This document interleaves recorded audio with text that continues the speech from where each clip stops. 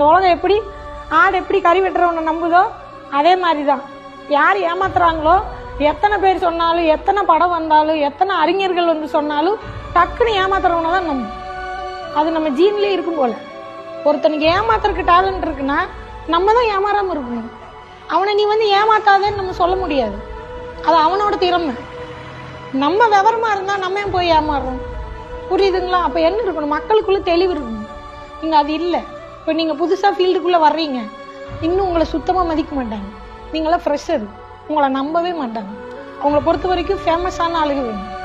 புரியுதுங்களா? இதுதான் மிகப்பெரிய தவறு. மக்களுக்கு போய் நம்ம எப்படி சொல்ல முடியும் நீ இப்படி இருக்கக்கூடாது, நீ இப்படிதான் இருக்கணும்? யாருக்குமே நம்ம இங்க ஆர்டர் போட முடியாது. ஆனா இந்த உலகத்துல தான் நம்ம போட்டி போட்டு தான் வேலை வரணும்.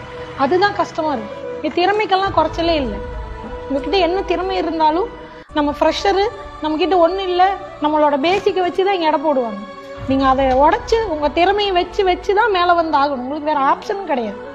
ஆனால் ஜெயிக்காமல் போக மாட்டேன். புரியுதுங்களா? அது நீங்கள் என்னைக்கும் மனசில் நினச்சிக்கோங்க.